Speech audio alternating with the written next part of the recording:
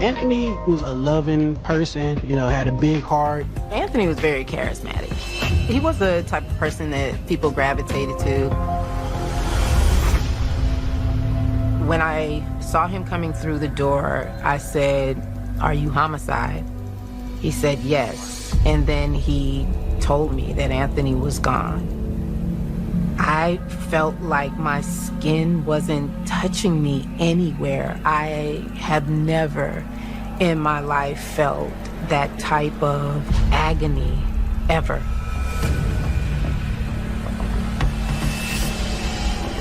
This person was a target. This wasn't a random act of violence. There were two separate shooters, shooting from the front and one from the back.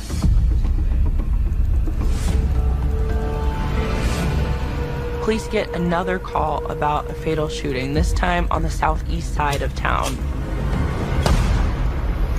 I could see my son. I knew it was him. We need to look at that angle, that these could be related. The never-ending cycle of revenge. It might be sweet in the moment, but it leads to having to look over your shoulder for the rest of your life.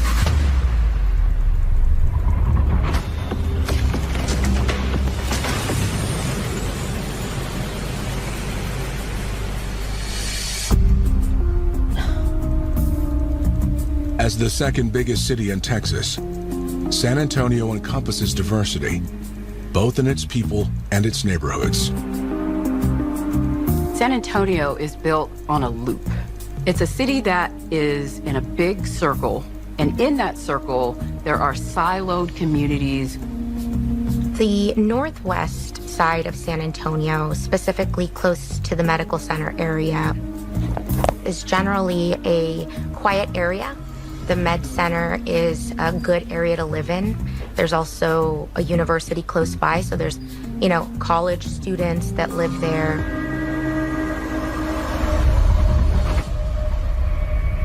It's just before 2 a.m. on January 7th, 2020, when the San Antonio Police Department is alerted to a situation in the parking lot of an apartment complex on the northwest side. We did receive 911 calls from residents about a shooting. Reports where there were several shots fired. Officers respond. They did find a victim in the parking lot who had suffered apparent gunshot wounds. Bystanders are attempting first aid on the young male. But damage is too severe. Officers find that he is dead on arrival. There's nothing that can be done to save him. Soon, homicide detectives arrive. One thing that really stuck out to me was the fact that he had socks on his feet, but he didn't have shoes on. This told me that he probably lived in the apartment complex. Once the medical examiner arrives, they're able to search through the victim's pockets to see if he happens to have any sort of identification on him, but unfortunately, he didn't. A bystander speaks up, claiming to have seen the victim frequently coming and going from one of the apartments. One of the witnesses pointed out they believed it was his vehicle. And so we ran the registration on that and came up with the name Anthony Saint.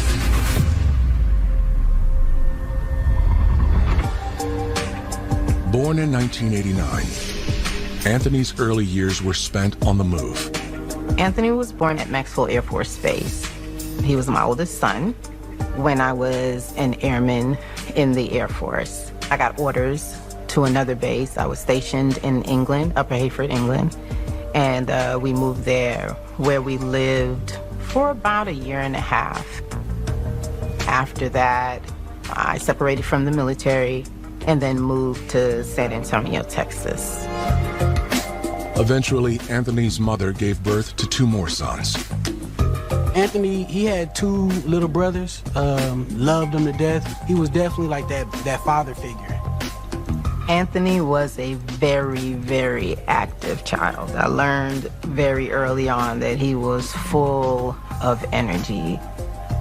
He loved football, and as he got older in high school, he became a high school football star. He was a running back, and he broke records. He was a little more athletic than most of the guys at his school. Like they looked up to him and expected big plays from him, and he delivered that. Anthony's hopes and dreams in high school was to be a football player. He wanted to play professionally. When he came to the awareness that he had to go to college and do well in college in order to do that, I feel like his dreams shifted to music and entertainment. Anthony wanted to be a rapper. He wanted to do other, things in the entertainment industry. And Patrick was the one who kind of stepped out there and learned how the business worked and then tried to draw his friends, Anthony included, into the pattern that was going to work for what they were trying to accomplish. So Patrick was his manager. I believe that music was a way of him to stay connected to Chris. I believe that music was a way for him to express himself, his emotions, his feelings, what he was going through. A lot of the music that he wrote was based off of real life situations that he was experiencing. Anthony came up with the idea that he wanted to do a song with the two of us. He wanted to rap and then wanted me to sing. So he wrote the lyrics, and then I just came up with a hook to it and sang behind it. We went to a studio in town where we put down the very first recording. He was over the hills, excited to be in the studio with me. The song is actually called Mama. That song was real near and dear to his heart. He really was passionate about having a song with his mom on there singing. Anthony's talent was clear, but his biggest fans would always be his family. His two little brothers copied him because he had the braids first, and then he ended up getting dreads, and then they got the dreads. But yeah, he wanted to see them succeed. He wanted to, when he learned things, he wanted to pass it down to them. His mama, that was his baby. He loved her more than anything on this earth. My relationship with Anthony was a day-to-day. If I didn't talk to him every day, I spoke to him every other day. We were in constant communication about whatever was going on in his life at that particular time. And I am the type of mom that, I want to make sure that my kids are okay. But on the evening of January 7th, 2020,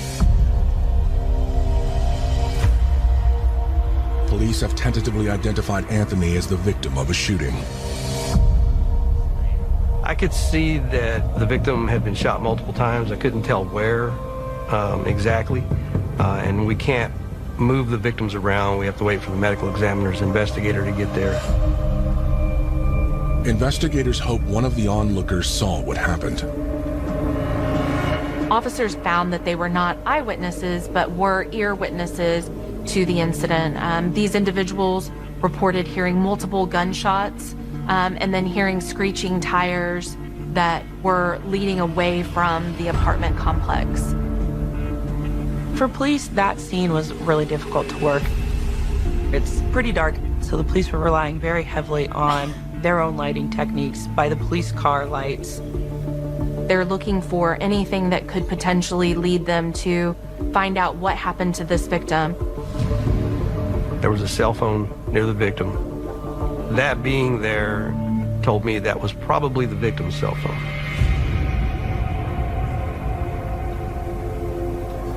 We weren't able to get into the cell phone. It was locked. So we didn't have a code, an access code or passcode to get into it. And this could be something that ends up being a huge piece of evidence. I look at the rest of the scene and I notice the shell casings that are laying about. There were about 9 markers locating shell casings. So there were 9 shell casings near the victim's body. And they were all close to the body, suggesting that they were close range. They found several shell casings on his body and around the body, really emphasizing the amount of firepower. The police had a lot of work to do to figure out what exactly had happened here. This wasn't a random act of violence. After hours of working the scene in the dark, investigators head back to the station. When we got back to our office, we did some research on the registration. We were able to get a photograph of the registered owner of one of the vehicles, and it did look like the victim at the scene. So around 4 or 5 hours after we've released the scene, we go back, because now we have daylight hours. We go back to look for any cameras in the area. We do notice that there are some around the office, which is located at an entry-exit point for the apartment complex. We had to wait for employees to show up. When they did show up, they confirmed they did have recorded footage of the area in front of the office building, which would show us vehicles coming and going. We were able to look at the footage. We did notice one vehicle come in, a small dark-colored SUV, and we were able to see it actually leave after the shooting. Couldn't get a license plate, couldn't see the people inside. It was a black Jeep Compass. Hubcap was missing off one of the tires, and then it had a broken taillight on the back. They knew now that that vehicle was at the apartment complex at the time of the shooting. They were able to match up the time codes and know that that was most likely the suspect vehicle at that point. When the officers were getting the surveillance video, they were also able to inquire as to the residents of the apartment that the witness has identified as seeing the victim going in and out of. We knocked. The occupant did answer. It was a young female. She invited us in.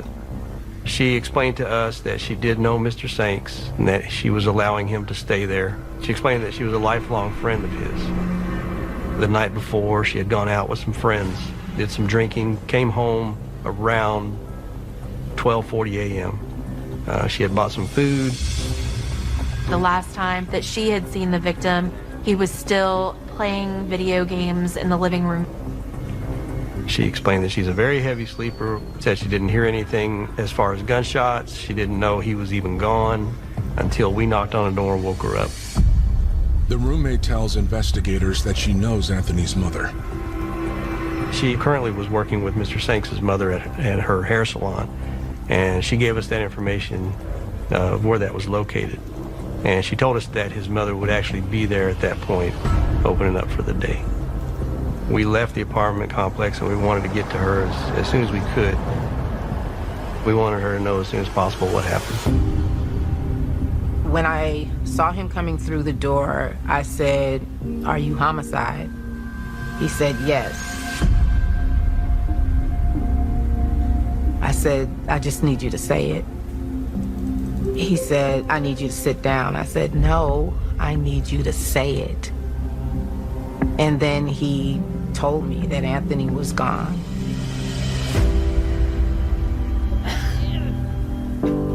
At that point, I felt like my skin wasn't touching me anywhere. I have never in my life felt that type of agony ever. The toughest part of this job is notifying a family when they've lost a loved one. You could automatically tell the love lost for this woman. I did not know of anyone who would want to gun my son down in a parking lot in the middle of the night. I didn't know of anyone that would want to do this. She didn't know of any problems he would have had with anyone, but we really needed more help. We told her we did have his phone, or we believed we had his phone, and we asked her if she knew the passcode for it. We gave him the code to the phone, and that was it. And I asked him, "Please, I need you to find out who did this to my son." And he says, "I'm going to do my very best." Getting into the cell phone that we believed was Mr. Sanks' phone was vital. We knew that he left that apartment and went out in the parking lot. We knew he didn't have shoes on, so he was probably going out there to meet someone he knew. That phone was probably going to tell us who he was communicating with and why he walked out in the parking lot. Investigators checked the last activity on the phone. They're able to locate on Facebook Messenger that the victim was going to meet someone right before he was murdered. And they were able to get that Facebook Messenger handle. There was a handle NHC Bobo that the victim was communicating with. We knew that person came over. We knew they were communicating with Mr. Sanks. And we knew Mr. Sanks went out there to meet NHC Bobo in the parking lot. NHC Bobo was going to be someone we needed to find. Detectives investigating the death of Anthony Sanks get their first break when they access phone messages sent to Anthony moments before he was gunned down. Police now realize that they need to locate whoever this NHC Bobo is because, they were in direct communication with Anthony almost right before he was murdered. Hopeful to uncover NHC Bobo's true identity, investigators put the word out. Homicide detectives rely on officers that are working undercover, working in specific units to be able to assist them in determining the identity of individuals that have nicknames. While they wait to see if any leads turn up, detectives attend Anthony's autopsy. I went to the Bexar County Medical Examiner's office. This case was very complex because he had multiple gunshot wounds, and they were coming from different directions. The medical examiner was able to identify 10 gunshot wounds. In this case, the victim was shot several times, 2 times, I believe, in the back, and then 8 entrance wounds in the front.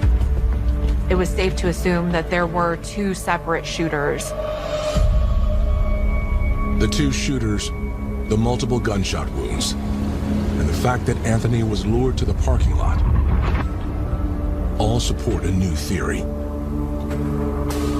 This wasn't a random act of violence. We had to believe this was definitely a targeted hit or a targeted murder. As far as who targeted Anthony, that remains a mystery. We still didn't know who NHC Bobo was. So on January 14th, about a week after Mr. Sanks is murdered, I'm contacted by one of our detectives that works in an undercover capacity, works on the street. He had an informant come forward to him who had information about the murder of Mr. Sanks. He told me that this informant explained to him that NHC Bobo is an individual by the name of John Anthony Sheringhausen. We also found that there were text messages on Mr. Sanks' phone from John Sheringhausen. So we knew we had the right guy communicating with Mr. Sanks. The detective also gave me more information about some things that happened which might have been the reason why the murder happened. The detective explains there was a beef between John Sheringhausen, Anthony Sanks, and a third man, Andrew Salazar. Supposedly, Anthony Sanks' murder stemmed from a previous incident that had happened in June 2019. Andrew Salazar's home had gotten shot up in a drive-by shooting down on the south side of town. According to rumors on the street, Sheringhausen supposedly was the one who had committed that drive-by shooting. So we looked into the shooting that occurred at Andrew Salazar's house in June of 2019. He was not present when the shooting happened. His family was there. We just got home. It was just me, my wife, and my granddaughter. I heard popping noise, but I really didn't know they were shooting. My wife, she heard it louder than I did.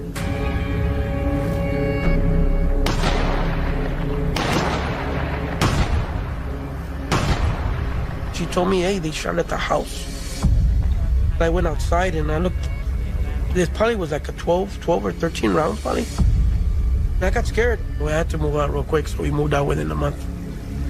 They didn't see who did it. They couldn't say who did it. We didn't know, if they were truly the targeted people or if it was a random thing that maybe caught in the crossfire or someone picked the wrong house to shoot up.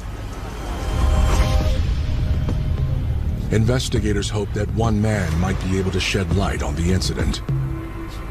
Talking to John Sheringhausen, was my big goal. Find out what he knew, what information he had.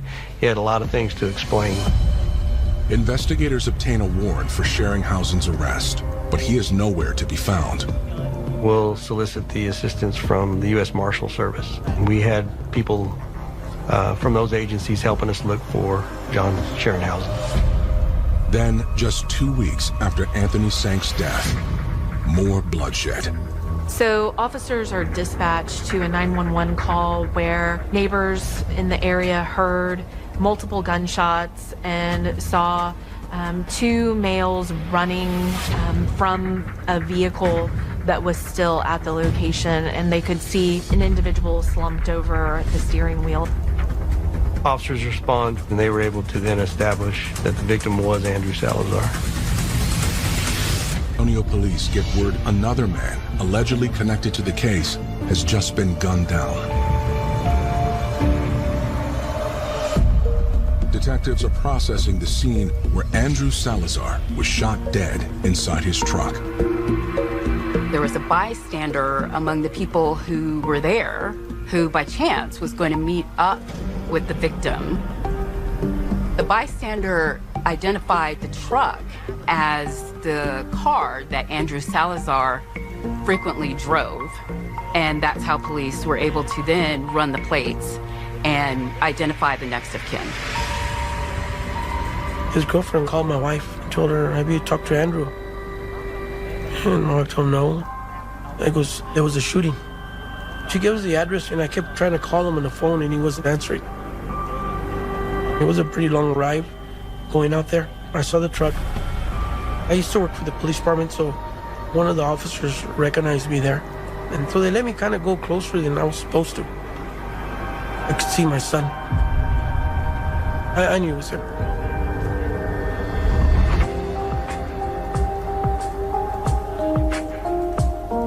Andrew Salazar was born on March 22, 1991 in Fort Worth, Texas. The Salazar family relocated to San Antonio when Anthony was 3. That's where Anthony grew up, the third of 5 children. They were all a year apart, but they were just siblings. They would get along with each other, and sometimes they would fight with each other. We're a real close-knit family. Andrew was still a teenager himself when he started his own family. Him and his girlfriend were real young. They were like close to 17, I think, 17, 16. At that time, they were living with us when she was pregnant. So they did live with us for pretty much like probably 2 years. Despite his youth, Andrew was a devoted father who wanted to provide for his son. Every school function he would go to, whenever they had the field trips, he would go to the field trips. He would be organizing all his birthday parties. His goal was to establish a business, either doing any kind of, remodeling or construction or anything like that. I mean, he had a lot of endeavors. He believed in doing a lot of things, but I guess he never had a chance to do it. On January 22nd, 2020, Andrew's dreams are cut short when he's gunned down inside his truck. Me and my wife were there, and we were crying. We called my kids. My other 2 sons got there too. As Andrew's family attempts to process the sudden loss, detectives get to work.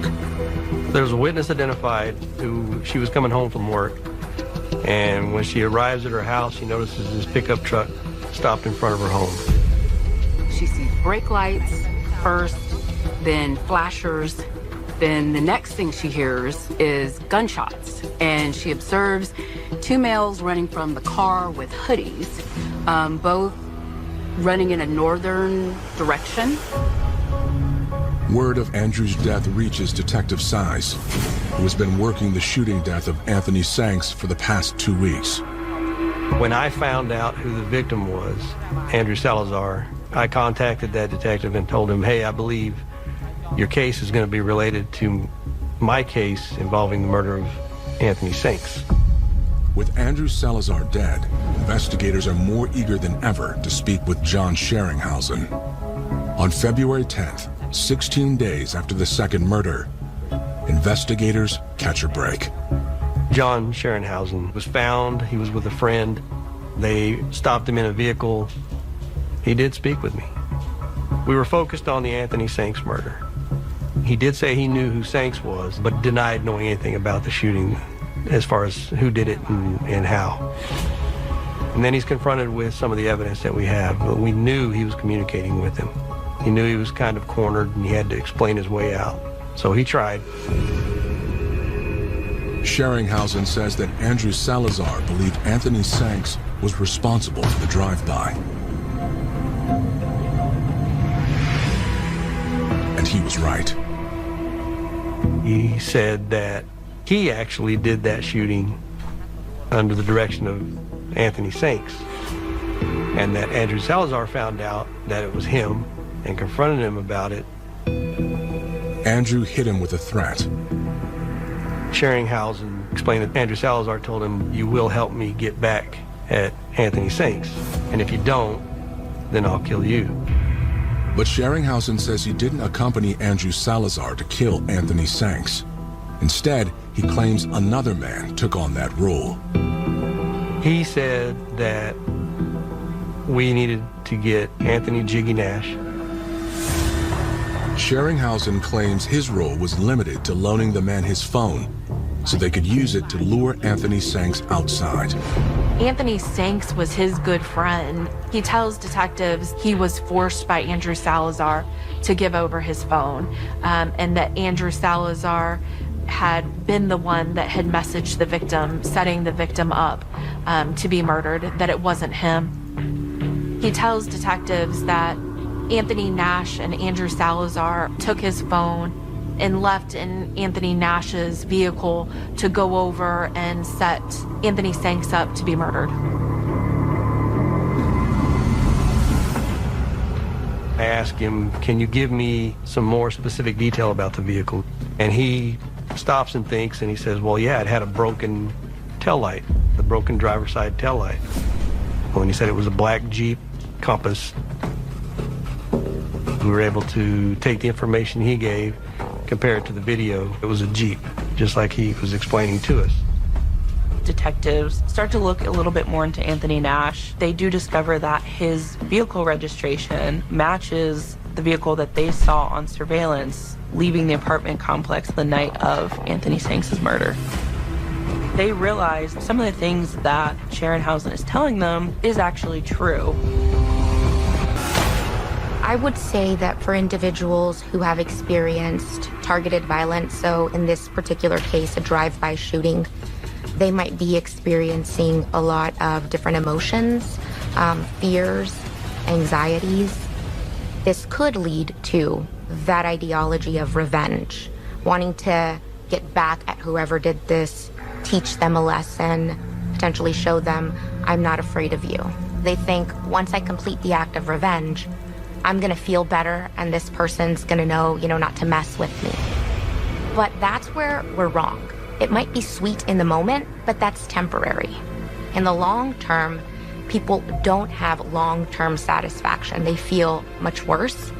It takes up a lot of space in their brain and inevitably leads to what becomes the cycle of revenge and potentially having to look over your shoulder for the rest of your life because you never know when potentially somebody's going to come back and pay you back for what you've done. He was not there when Anthony Nash and Andrew Salazar gunned Anthony Sanks down. But investigators aren't so sure he is being honest about his role. He gave very detailed information about what happened when they got there. That Sanks came out and that Nash got out and started shooting him, and that Drew came around and also shot Anthony Sanks, but claiming he wasn't there. To have that kind of detail, we didn't think people involved would tell him in that good of detail what happened. So we knew that he was there. Investigators confront him. Instead of coming clean, Scheringhausen changes the subject.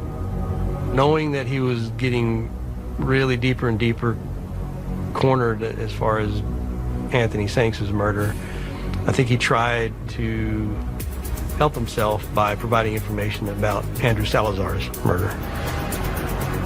The information he gives the detectives about that is that Anthony Nash, who he called Jiggy, got really nervous after Anthony Sank's murder and believed that Andrew Salazar was setting him up to turn him into the police. And so Anthony Nash got concerned about this and that he was the one who killed Andrew Salazar. He again denied that he was there. He claimed that Andrew was murdered by Anthony Nash. Nash pulled a gun out and shot Salazar in the truck. And then fled after that. Detectives make sure Sheringhausen knows they aren't buying his claims of innocence. To have that kind of detail, we knew that he was there, he was in that Jeep. After interviewing John Sheringhausen, he was told that he was under arrest for the murder of Anthony Sanks. Investigators attempt to track down Anthony Nash. They were unable to locate him. They spoke with his father, who said that soon after these murders that he had been in a mental institution. And after the hospitalization had gone to Louisiana. We didn't know where he was. We had him in the system. We had a bolo that we needed to speak to him. Finally, after over a year of looking, investigators get word that Anthony Nash is back in San Antonio. We had just enough probable cause in the Anthony Sanks case to arrest Nash. Just enough. It came down to Sheringhausen, what he provided to us, able to see that vehicle that was involved. We were able to say, you know, that we knew Nash had that type of vehicle.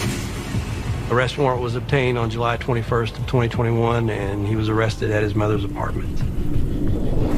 When detectives went to speak with him, he was unwilling to give any information. Even with 2 arrests, detectives still have work to do.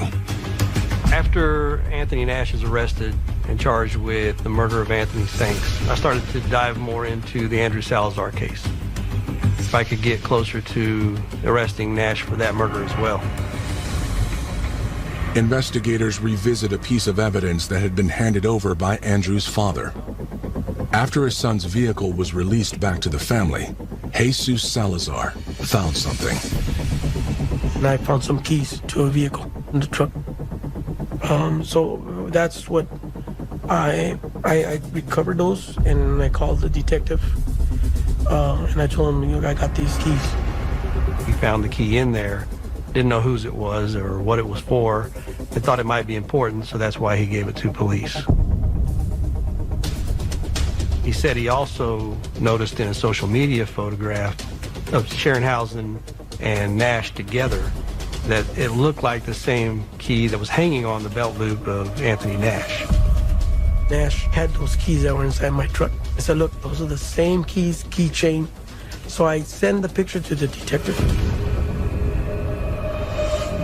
It was exactly like the key that you could see in the photograph that's hanging on the belt loop of Anthony Nash. The key was great evidence to show that he was involved. It's good evidence, but I wanted more. So my next step was then to get phone records. They were able to get the phone records for Anthony Nash, and they were able to determine that his phone was in the area at the time that Andrew Salazar was murdered. At this point, after I get those phone records, now I have enough. I have enough to say that Anthony Nash was definitely involved in the murder of Andrew Salazar. So a charge was made against him in that case as well. Investigators believe more players in the 2 killings remain unidentified.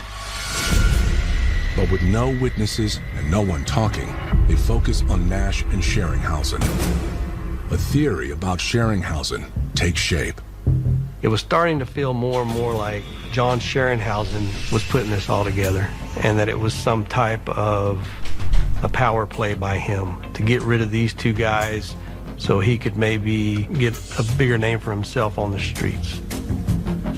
But when it comes to the second crime, investigators cannot prove his involvement. charge was not brought against him in the Andrew Salazar case. Law enforcement also cannot prove that Sheringhausen fired any shots the day Anthony Sanks was killed. But prosecutors are confident they can still hold him accountable. We relied almost exclusively on the cell phone and Facebook Messenger evidence that we had. Anything that an individual would do to promote, assist in the plan or in the carrying out of a murder makes that person just as guilty as an individual who shoots and kills.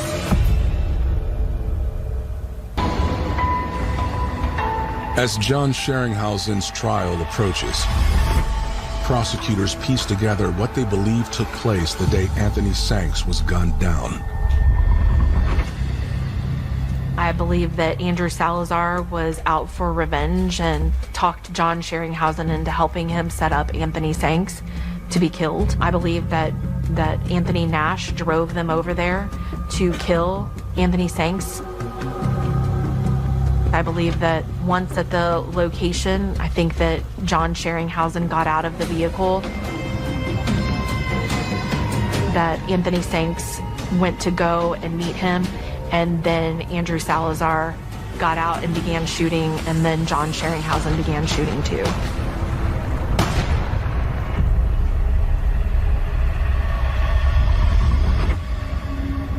But when Sheringhausen's trial begins in October 2021, prosecutors must stick to what they can prove. I could not prove beyond a reasonable doubt that he was one of the shooters without any eyewitnesses, without anybody being able to say that he had told them that he had murdered the victim. However, we can prove beyond a reasonable doubt that the individual was at a very minimum a party to the murder.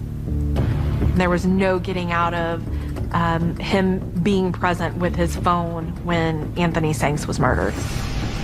At the same time his phone was messaging the victim, he was also messaging a girlfriend, referencing that he was going to hit a lick. Hitting a lick either means murdering someone or robbing someone. As soon as he was done, he was going to go over and meet her. Those messages were sent right before the murder. And so based on that information, we knew without a doubt that he was present at the murder. He aided, he planned, he assisted in this murder, and that's why he was guilty. As soon as that evidence was presented, his attorney was approaching me, telling me that his client had changed his mind. His client had decided to change his plea to guilty. It became so damning that Mr. Sheringhausen had no choice. And that's when he, of course, changed his mind. The judge sentenced the defendant, John Sheringhausen, to 40 years in prison for the murder of Anthony Sanks. In February 2023, Anthony Nash accepts a deal. I did not believe that Anthony Nash was a shooter in the Anthony Sanks murder. I believe that he was the getaway driver. Anthony Nash's vehicle was driven into and out of the parking lot, and the information from the witnesses at the scene, the shots were very quickly followed by screeching tires. So I did not believe that the person who drove the vehicle away from the scene was one of the individuals who had been out shooting. I believe that his involvement, his culpability was lesser. We offered him 20 years in prison to run concurrently on both murders. And ultimately, he accepted that instead of going to a trial. We never were able to clearly define that, but I'm pretty satisfied with the fact that John Sheringhausen manipulated all these people, constructed this entire thing, and made it happen. And because of his actions, you know, 2 people lost their lives, 2 young people lost their lives, and 2 families were affected forever by it. I don't think that closure exists. I think that you get to the place where you get used to it. You get to the place where you wrap your head around it. You do things differently to cope with it. But I don't think that closure really exists. There was a sense of possibly that justice would be served, but not relief at all. Because when you get revenge on somebody, most of the time it's going to be somebody else that want to come and get revenge back on you. And then it just turns into the never-ending cycle of revenge. Revenge doesn't really pay back anything. I don't believe in revenge. Love is a journey two people take together. A journey of discovery. She was a college student, a very, very smart girl with a bright future ahead of her. He had aspirations to be a rapper, and he was good at it. They began dating. They became inseparable. And when you're ready to ride or die, you have to be ready to go wherever the journey takes you. She had two different lives she was living. Who are you with? I don't even want to say no name. She was clearly a ride or die for him. She wanted to protect him at all costs. Because sometimes the dying is real. He is deceased in the passenger side of his friend's vehicle. And sometimes what you find at the end of the journey isn't a life together, but a life sentence. She was like, basically, if I did know, I wouldn't tell you. She had this level of loyalty for him that she did what she had to do to help her man.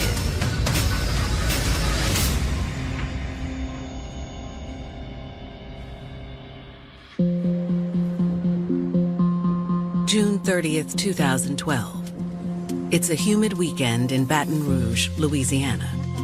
Baton Rouge, as I knew it growing up, was a very lovely place, full of culture, very family-oriented. But in the years since Hurricane Katrina, the city has changed. After Katrina, when we had a lot of people moving from New Orleans and other areas into Baton Rouge, you had the rivals and you had the turf wars and that kind of thing, so the city started getting more violent. Like most cities, you have the fear of walking alone or driving at night now because of the crime. At 2 a.m. on this balmy Saturday morning, fear becomes reality.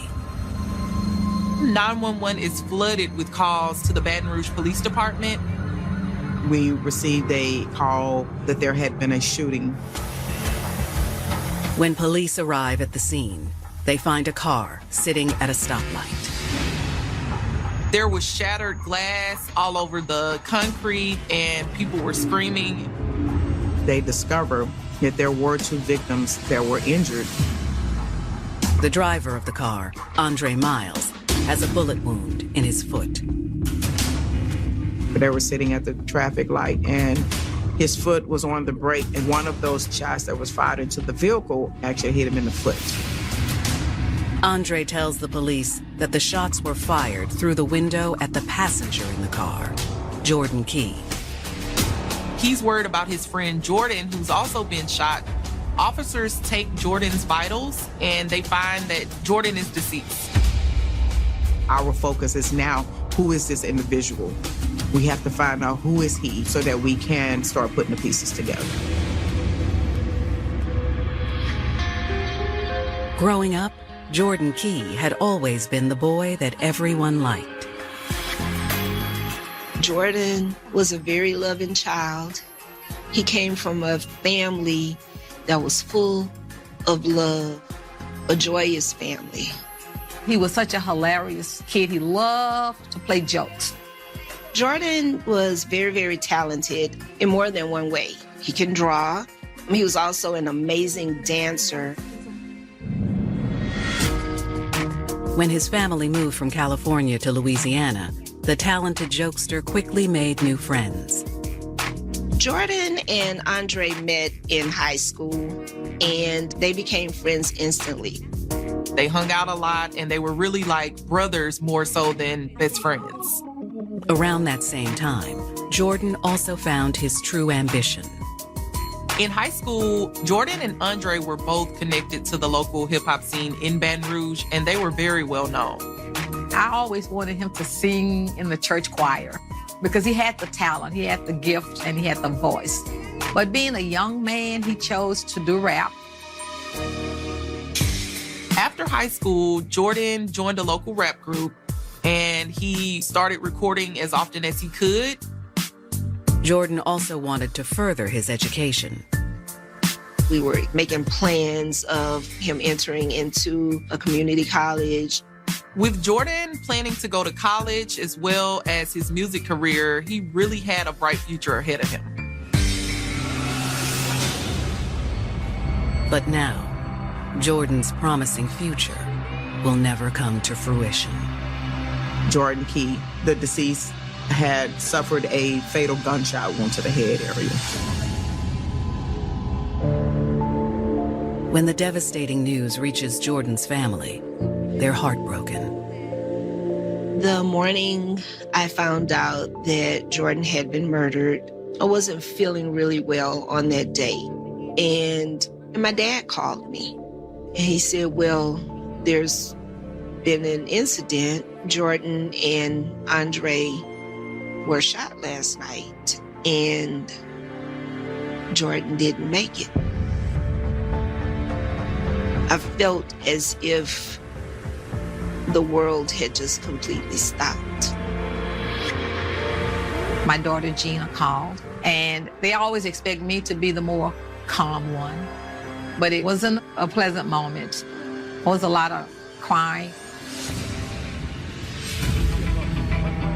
Meanwhile, homicide detectives arrive on the scene and make contact with their surviving victim, Andre Miles.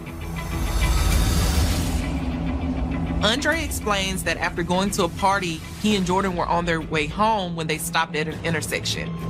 The two victims were sitting in the vehicle at a red light, just listening to music and talking. And all of a sudden, shots rang out. He felt this pain in his foot, and Jordan is not responding to him. And it was at that time he looked to his right and realized that Jordan was injured. He says that he didn't get a good look at the gunman because the gunman came up from behind them on the passenger side of the car. It isn't too much to go on. But as EMTs prepare to transport Andre to the hospital, the police find another witness. James Logan was a security guard who was just getting off of his shift, and he says that he was at the light and saw everything. James happened to notice a black male get out of the passenger side of the vehicle that was behind him. James described the gunman as a black male wearing a white t-shirt and dark shorts. While he's watching the guy walks over to the car and he pulls out a gun and fires 3 shots into the car. As a security guard, James was armed. He told police that he got out of the car, drew his weapon, and told the man to drop the gun. His bravery, there's not enough words to describe it. He didn't even think about it. Honestly, he thought like a first responder. James says that the gunman jumped into a black sedan as it sped away. He says the driver was also a black male. As the vehicle sped away, James got the license plate number. Investigators put out an all-points bulletin with the license plate number that James Logan provided. The bulletin immediately pays off. Right away, they get a hit. A patrol officer spots the car. That officer immediately puts on his lights.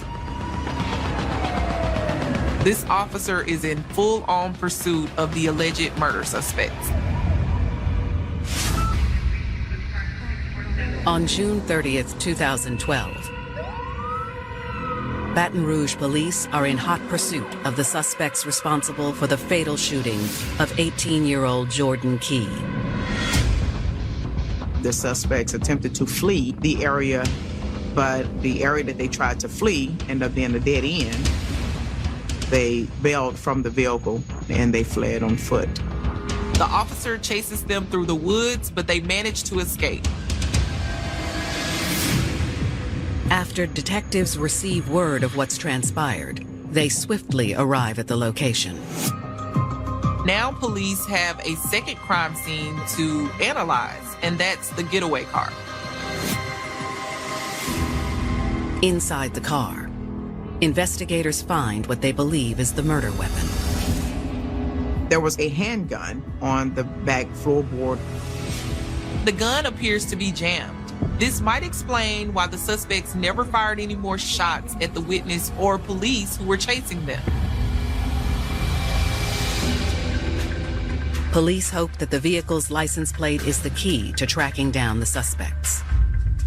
We're running license plates and VIN numbers to find out who is this vehicle registered to. The car is registered to a woman named Sienna Washington.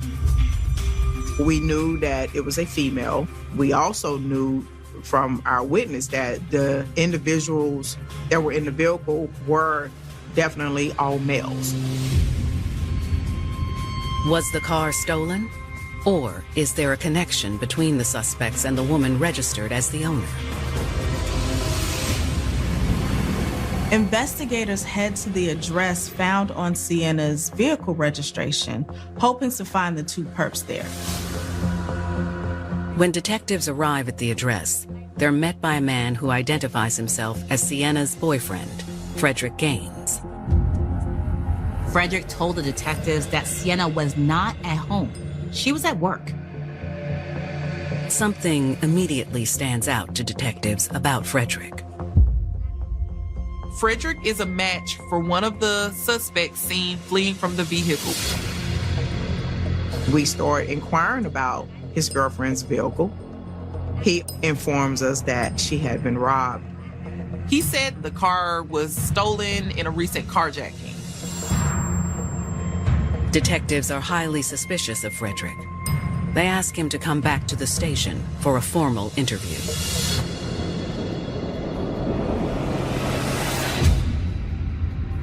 Detectives begin by asking Frederick for more details about the carjacking. They had reported somebody stopped her and demanded money. So she got out and they just drove off. Frederick insists he doesn't know anything about Jordan Key's murder.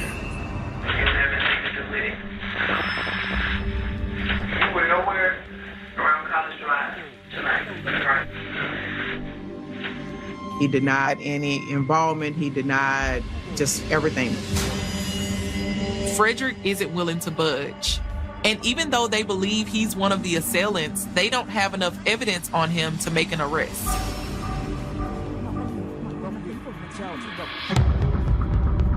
Detectives soon get a call that sends the case spiraling in a new direction. He said he knew the individual that did the shooting. He said, you need to talk to Chatley Chesterfield and his girlfriend, Essence Dyson. I don't hope this happens to any family, but it does every day in Baton Rouge, and I know it's happening in other places. And every time I see this, it does something to me because they're so young. The kids that's dying young and the ones that's doing it is young. There's no more old-fashioned fist fights, you know, high-five me, we're good, bye. It's the gun thing. And it's really sad that we've come to this.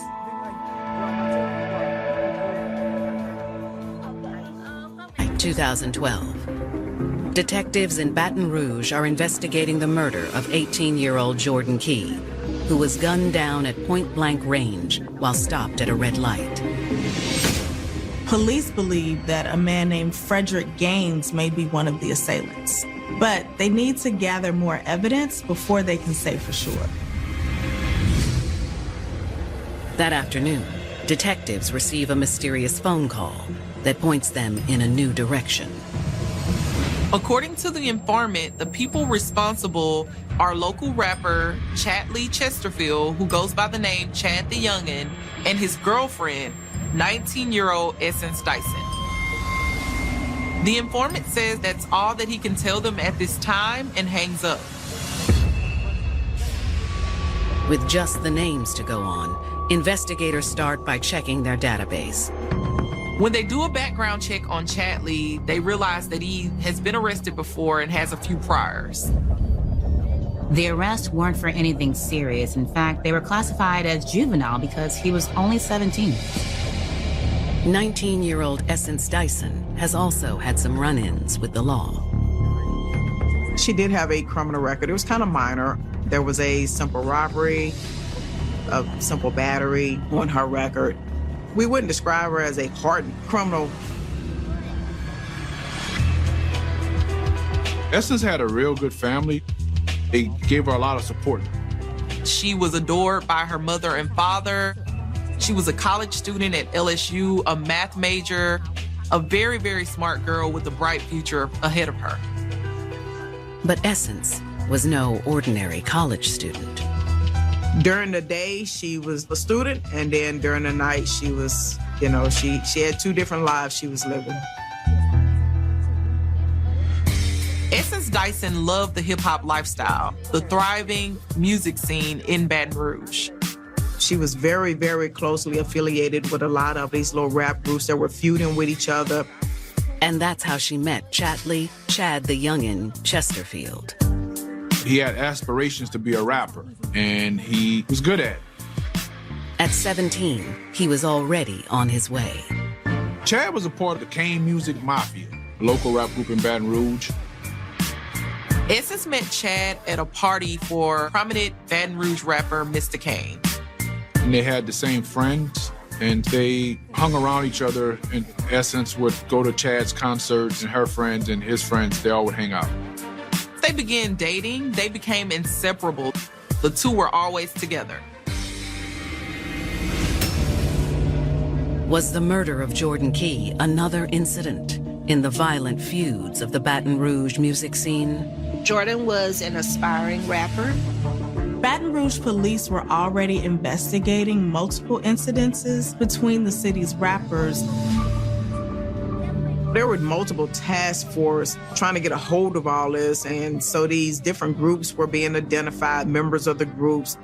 We just noticed that so many of them had a common name that was affiliated with them, and that name was Essence Dyson. If Jordan was having a beef with Chad Lee Chesterfield, it would give him a reason for Chad's girlfriend, Essence, to be involved. Investigators wanted to question both of them. Detectives follow back up with the surviving victim, Andre Miles, to see if he knows them. Andre says that he's known both Essence and Chatley for years. He actually went to school with Essence, and he knows Chatley from the neighborhood. In fact, Andre now recalls that he saw Essence not long before the shooting. Andre had been working as security at a party, and he was waiting for the person who was supposed to pay him to come and bring the money. There was this big parking lot where people would hang out after the clubs had closed. So Andre and Jordan were waiting there for the guy that was supposed to pay Andre. Around 2 a.m., Andre and Jordan went into the store for a few minutes.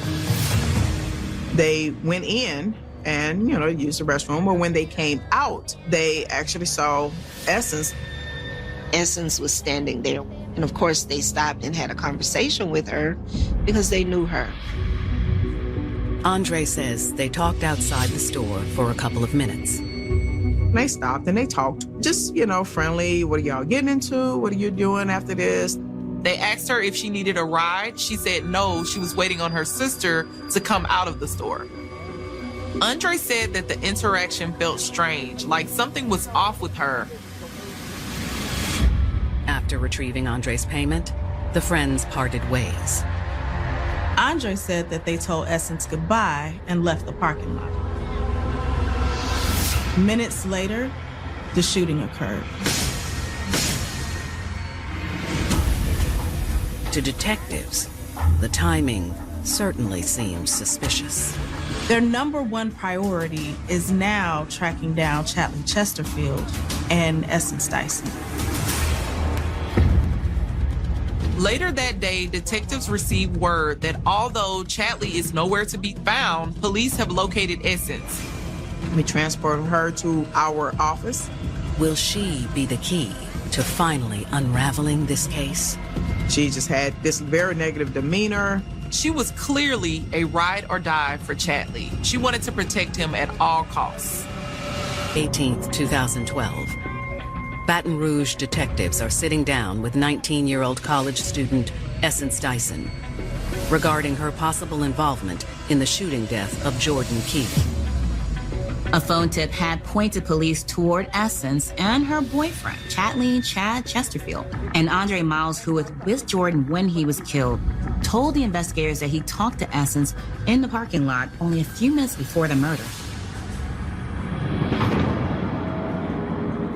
Getting any useful information out of Essence will be easier said than done. She just had this very negative demeanor. Basically, if I did know, I wouldn't tell you. Oh, okay. Who are you with? I don't want to say their name because I don't know if they want to get involved with the police. So I don't even want to say no name. Detectives continue to press Essence, and she finally starts to open up. She admits that she knows Jordan Key and Andre Miles and that she saw them that night at the store. There was nothing nefarious about it. It was just a chance meeting. Essence says it was soon after they left that she caught up with Jordan and Andre at a stoplight.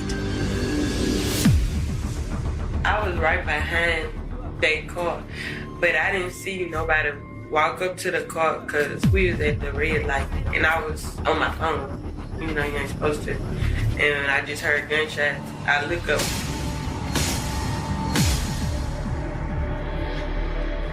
What's the description of the guy that you saw? He was like a little taller than me. What color shirt were you wearing? White. And one thing she's sure of is that it wasn't Chadley. And you're familiar with what the shooter would look like if it was somebody that you knew? Yes. There wasn't nobody that you knew? It wasn't. Essence said that she never saw her boyfriend, Chadley Chesterfield, that night. As far as she knew, he was at home the whole time. Detectives ask Essence where Chadley is now. And that's when she completely clams up. We kept pressing and pressing and pressing, trying to get information. Then finally, she was just like, I don't have anything else to say without a lawyer present. You're digging yourself into a hole that you're not going to be able to get yourself out of. So that's your statement? Yes, ma'am. Okay. I think you're making a terrible mistake. I think you're going to regret this. Can I just go home? Until they can strengthen their theory that she and Chadley are behind this crime, they must let her go.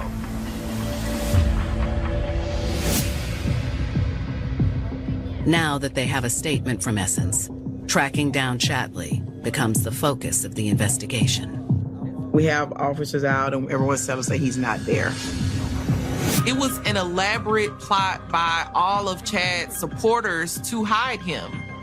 They even named it Run Chad Run. It was just everywhere on social media. To think of the amount of people that actually participated in the Run Chad Run movement was disgusting. The search for Chad eventually expands outside Baton Rouge. The Baton Rouge Police Department enlisted the help of different law enforcement agencies. We had the U.S. Marshals involved, state police involved. It takes over 3 months, but the effort finally pays off. They find him hiding out in Baker, Louisiana, which is just about 10 miles outside of Baton Rouge. When they question Chadley, the investigators get straight to the point. Were you involved in that shooting? No. Do you know anything about the shooting? He denied being present. He denied everything. Who put you up to not do it? Okay, who did it? I don't know. So what you running for?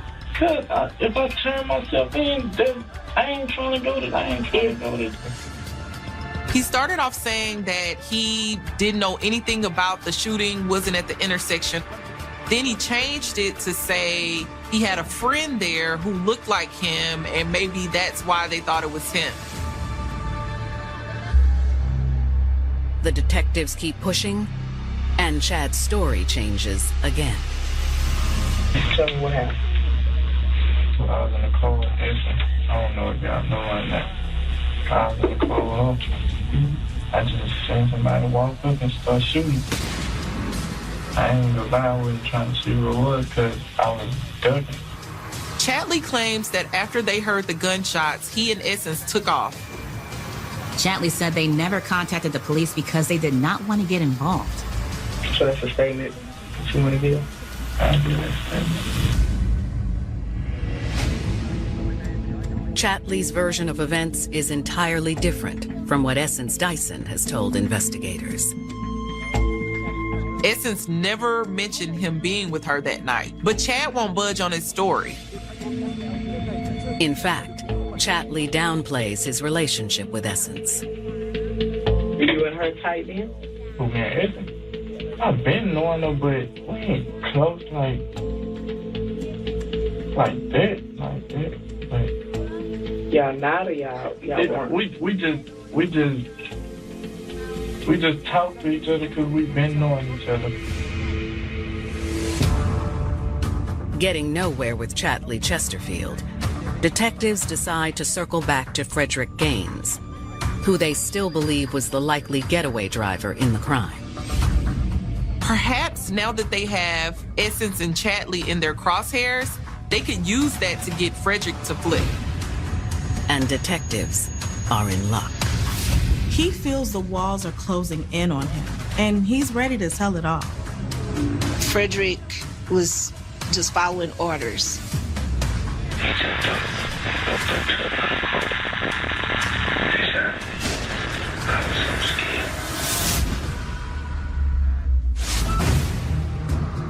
In July of 2012, Baton Rouge police believe Chatley Chesterfield and Essence Dyson are behind the murder of 18-year-old Jordan Key.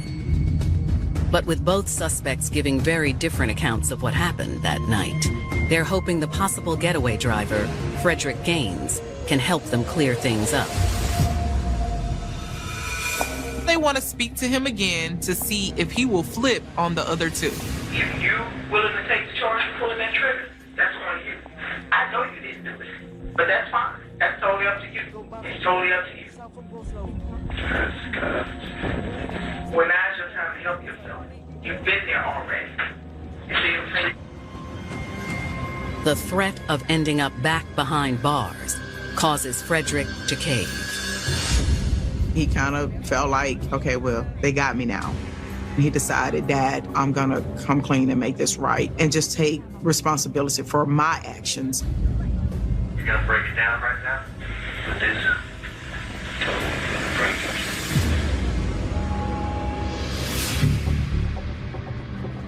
Frederick admits that he was driving the getaway car that night, but claims he had no idea what was going to happen after he agreed to give his pal, Chatley Chesterfield, a ride home from the club.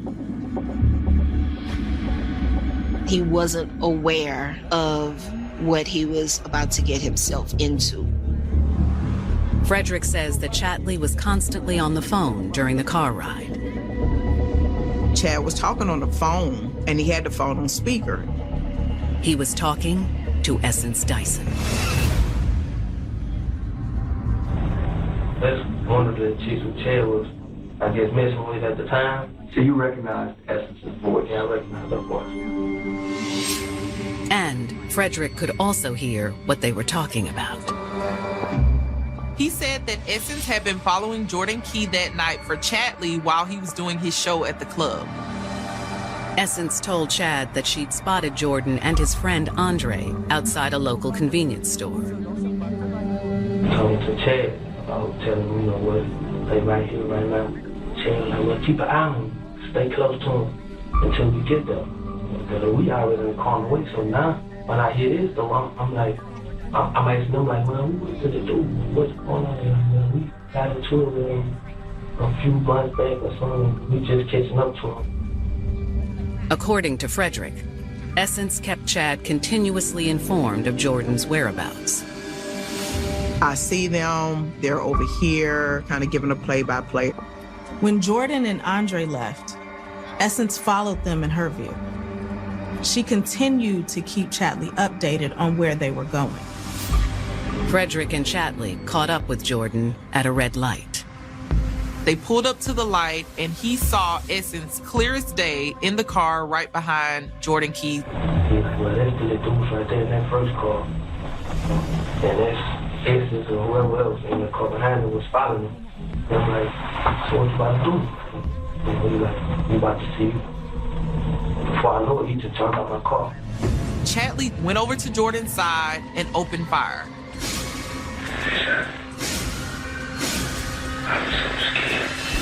As Frederick sat frozen in shock, Chatley ran back to the car and jumped in the passenger seat. And once he got in, he was like, man, go. He like, man, you better get us away, man. We can't get caught out here like this. I just made sure I got away. But the two men didn't make it far. He tried to outrun the police, but ended up taking a turn onto a dead-end road. So they abandoned the car and fled on foot. After they bailed out of the car, he and Chatley split up. He made his way back to his girlfriend's house to lay low. Frederick claims he was afraid to tell the police what happened in his initial interview. I just seen you kill somebody.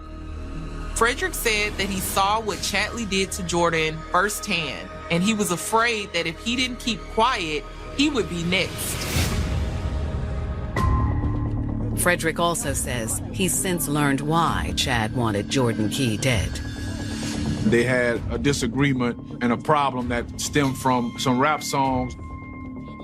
Both Jordan and Chatley were very talented local artists. Chatley was a part of Mr. Kane's Kane Music Mafia. Jordan was a part of a different group. And their beef started really over rap lyrics, and it just spun out of control. They did have some type of rift between the two parties because some music had been taken away from the party that Jordan was with. So they were in a disagreement about that. But we didn't think it was anything that was of a major concern, that it would lead to Jordan's death. The motive is the last piece of the puzzle. After speaking with Frederick, detectives finally believe that they have a clear picture of what happened that night. Essence and Chad were both charged with second-degree murder. Police also charged Frederick Gaines with accessory to murder. Since Frederick agreed to cooperate with investigators and testify against Chatley, his charges are eventually dropped. Investigators are hoping the same type of deal works on Essence. She could get her charges reduced if she pled guilty and testified against her man. Their biggest priority at this point is getting a guilty verdict for Chatley, since he was the mastermind and the triggerman. But prosecutors never could have imagined just how dedicated Essence really was to Chatley, Chad the Youngin' Chesterfield. She felt like Chatley was her ride or die. I think she would have felt that she betrayed Chad. Moving forward through this journey of losing a child is very painful. Every day is not sunshine, roses, happy, but every day is not dark either. There are a lot of dark days, but we do have a time where we can embrace what God gives us, His love, His peace, His joy. And although this is a very, very negative situation, there is always hope in this journey. And I just want to encourage mothers to hang in there and take it one day at a time, one moment, 1 minute, 1 second at a time. And we will make it. We will make it. Of 2012, police in Baton Rouge, Louisiana, have finally pieced together what happened in the tragic murder of 18-year-old aspiring rapper Jordan Key. Investigators believe that a rival rapper, Chatley Chesterfield, who goes by the name of Chad the Youngin', targeted Jordan with the help of his girlfriend, Essence Dyson. Chatley and Jordan apparently had beef over some stolen rap music. With Chad Chesterfield identified as the shooter, The prosecution hopes Essence will agree to testify against him at trial. The district attorney was willing to reduce the charges against Essence in return for information that would guarantee a guilty verdict against Chad, the person that actually pulled the trigger.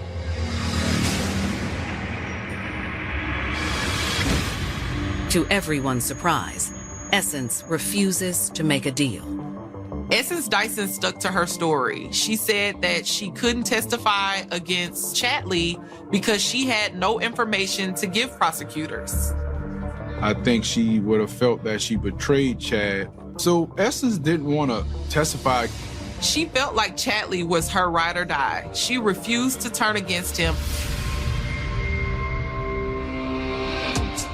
In November of 2015, Chatley Chesterfield and Essence Dyson go on trial in East Baton Rouge Parish. The trial was very emotional. The courtroom was full every time we went. Not just with our family and friends, but his friends and family as well. There was a lot of tension between the Chad and Essence friends and family side. However, Essence and Chad aren't bothered by the tense mood in the courtroom. Passing notes and talking and giggling and that sort of thing. Kind of like kids. I'm not sure if either of them understood the severity of what they were facing at that time. She was smiling like nothing had ever happened. I had to indicate to both of them that they had to be aware that the jury was always paying attention and looking, so they'd have to not be as playful or joyful, because this was a serious case. Their apparent lack of remorse plays into the prosecution's argument. Essence and Chatley were intentionally looking for Jordan Key to murder him in cold blood, and Essence did what she had to do to help her man. Ballistics confirmed that the weapon found in the abandoned vehicle matched the shell casings of the weapon used at the crime scene. The evidence gathered from the getaway car proved that Chad Chesterfield was one of two men who fled the scene of the shooting. There was DNA evidence on the handles of the car doors, on the murder weapon, and throughout the car. But Essence Dyson was in her own car, and her attorney tells the jury that she had nothing to do with the shooting. Our defense was that this was a chance meeting, and while Essence was present in the area, she didn't have any criminal culpability in any of this. Her lawyers argue that even if she did let Chatley know where Jordan was, she never knew that he was going to kill him. When the case goes to the jury, they side with the prosecution. They find Essence guilty of second-degree murder. She was sentenced to life without the possibility of parole. Chatley is also found guilty of second-degree murder. But since he's underage, his sentence is decidedly less harsh than Essence's. Chad, who was 17, could not receive a life sentence without parole. He would be eligible for parole in 30 years. Even though Essence was his accomplice, she could end up doing more time in prison than him simply because of their age differences. While the sentences come as a relief to Jordan Key's family, they bring little comfort. To me, they got what they deserved, but you're not going to ever forget it. It's like, yeah, justice has been served, but what about the families that's left behind to grieve? Not only have I lost my child, but he was robbed of the opportunity to show the world who he was, show the gifts that God had given him that was for the world to see. One thing that I would want people to know about my grandson is that there was greatness on the inside of him, and it was taken away. Essence Dyson will forever live with the consequences of the murder she helped her man commit.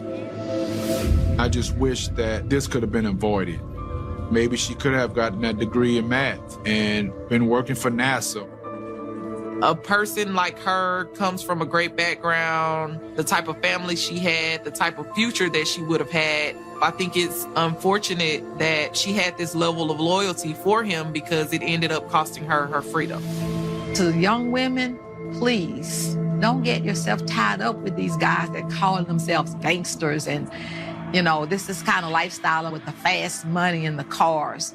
That's not all it is to life. You know, you can do better with your life than that.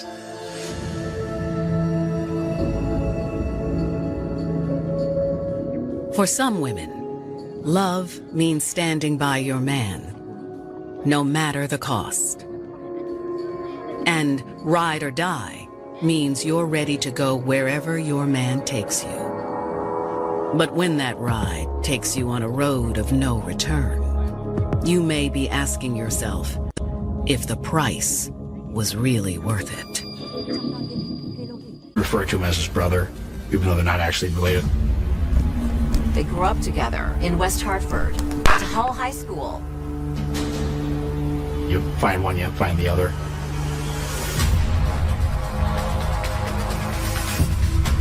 I observed a tan Honda Accord parked, the doors open. You could see blood where their victims were in the front seats when they were shot.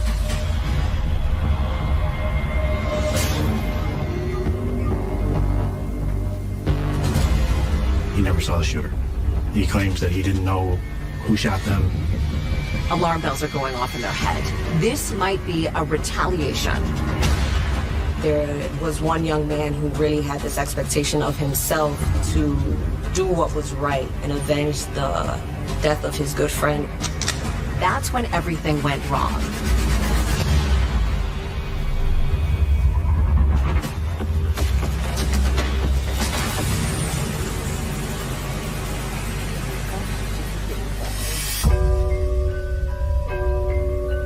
It's just a few days before Christmas in the capital city of Hartford, Connecticut. It's a historic city. It's a city that used to be the richest in the U.S. There is a lot of diversity here. It's rich with culture, the arts. Hartford is a super diverse community. You have many Latinos, Puerto Ricans, South Americans, Central American. You have Bosnians. You have a large Albanian community. It's just African American, Asians, Laotians, you name it, we have it in Hartford. Saturday, December 20th, 2014. Around 5:30 in the morning, a resident of the apartment building near Colt Park is startled by a loud noise. She sees a man. He's clutching his arm. The person is bleeding profusely. He's obviously in a lot of pain. He gets inside that building and he collapses on the stairwell. She let him use her cell phone to call 911.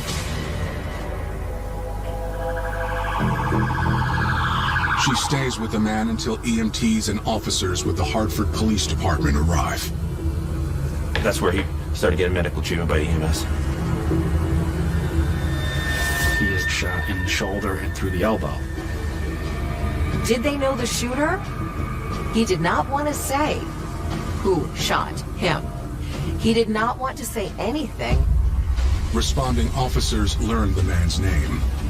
Dedrick Jimenez. DJ is his nickname. 24-year-old DJ says he was shot not far from the apartment building. He was in his brother's car when he was shot. DJ reveals that his brother, 23-year-old Hiram Martinez, is still in the car, and he was also shot.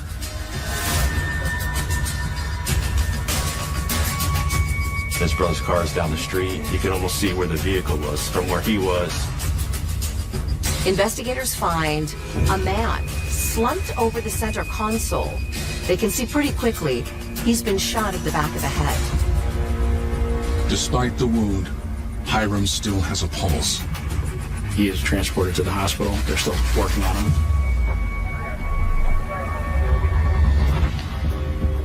DJ Jimenez and Hiram Martinez weren't born brothers, but came to think of each other as such by way of an intense friendship that began when they were young. They grew up together in West Hartford, went to Hull High School. People think, well, Hartford, West Hartford, same thing, but very, very different. West Hartford has a smaller town, yet urban feel to it. DJ referred to him as his brother. He'd call Hiram his brother, even though they're not actually related, they were close friends. They had a fast friendship and an enduring one. They went through a lot of life together, from their boyhood to their teen years to their adult years. As a teen, Hiram dreamed of becoming a race car mechanic. But that dream didn't pan out. When he was 20, Hiram and his girlfriend became parents to a baby girl. On December 20th, 2014, both Hiram and DJ are on their way to Hartford Hospital after suffering gunshot wounds during an early morning attack. As the men receive medical care, detectives arrive at the apartment building near the 100-acre Colt Park. It's an area that's usually full of happy times and families and sporting events. But on this occasion, on this day, police tape is surrounding this scene. I was asked to respond to the crime scene and assume the role as the lead investigator. Along with Detective Richter, siblings Anthony and Mike Rakowski are also on the case. My brother is my twin, so to be able to work with him on such, high responsibility cases is it's really an amazing thing.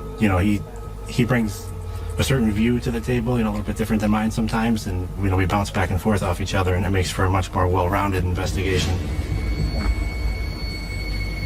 Detectives begin their investigation in the stairwell where DJ took refuge.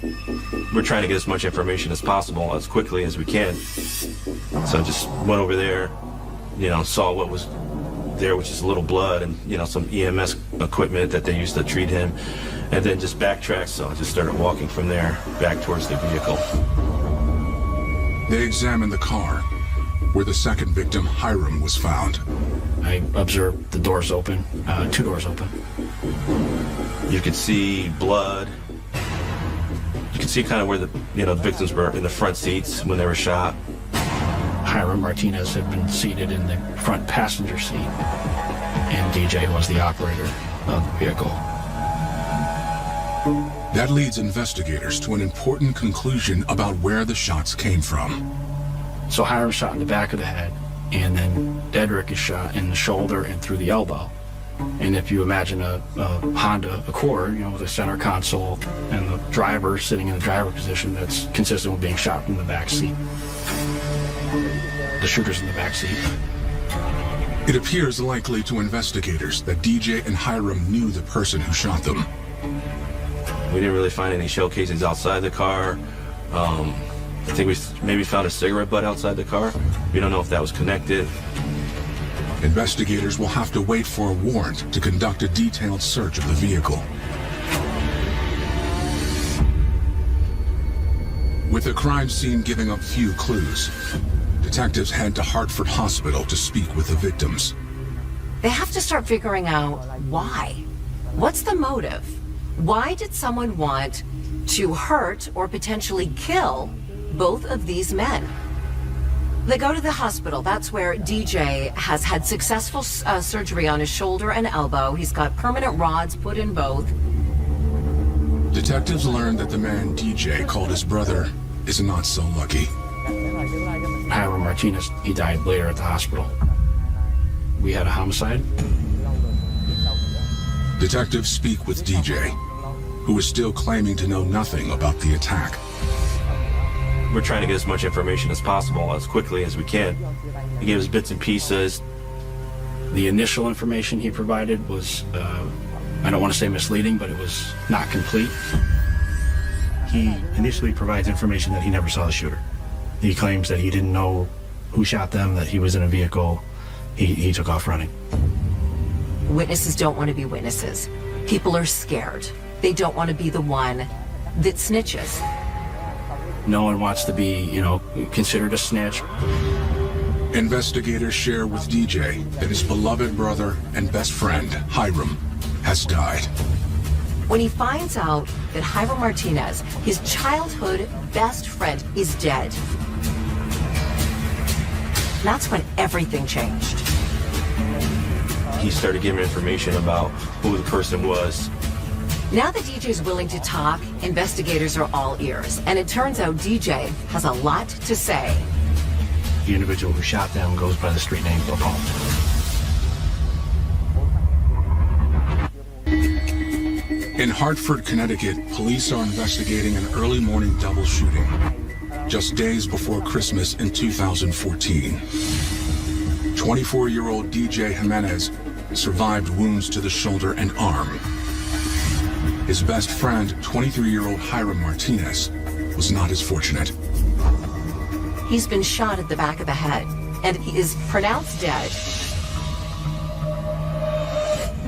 After learning of his best friend's death, DJ cooperates with detectives. He says he knows who fired the shots. That was when DJ provided the information that an individual he knows as Capone was the person who shot him. It was someone he met during a stint in prison. Both were on parole. DJ tells detectives he and Hiram ran into Capone the night before.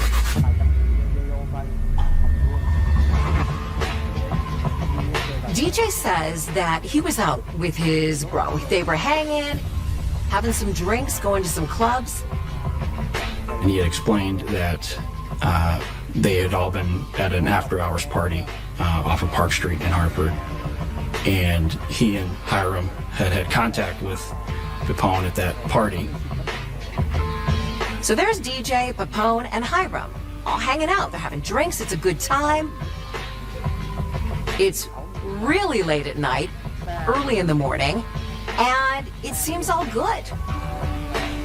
At one point, DJ has to use the restroom, and that's when Hiram and Capone have time together themselves. DJ tells detectives that when he came back, Capone's mood was starkly different. His whole disposition changed. He wasn't talkative anymore. He knew something was wrong or something was off with this guy. Everything seemed to be fine, but now something has changed drastically. He explains to investigators something wasn't right. He didn't know what at the time. According to DJ, Hiram pulled him aside a few moments later. He claimed that Capone became upset when Hiram started talking about another crime, one that took place about a week prior. Hiram had actually somewhat bragged at the fact that he had killed Mariano Gonzalez on Bond Street to Capone. Investigators interviewing DJ immediately recognized the crime DJ is referring to. When they're hearing DJ say this, now alarm bells are going off in their head. We might have a payback. This might be a retaliation. My brother was assigned as the lead investigator in that case. I was called in to assist. December 14th, 2014, we had patrol officers dispatched to the area. It was about almost 2 a.m. on the report of shots fired and then another call of a person shot. Officers went out to the scene. At that time, they located a victim with a gunshot wound to the head. He was pronounced deceased on scene. The victim was 37-year-old Mariano Gonzalez. This crime scene was fairly limited in size in the sense that it was contained to really the driveway and the street immediately in front of there. There wasn't too much for evidence at that scene other than the deceased himself. Once the initial photographs are done and then we can kind of roll the deceased over to get a better look at him, we discovered that he had a cell phone in his pocket and he had ammunition, rifle caliber ammunition. When investigators questioned onlookers at the scene, they learned that one woman witnessed the actual shooting. She heard an argument outside. She heard some foul language, caused her to look out the window, and she sees the suspect shoot our victim one time. The victim falls. She sees him shoot a second time. After he shot a second time, the suspect goes through, by her account, goes through the victim's pockets.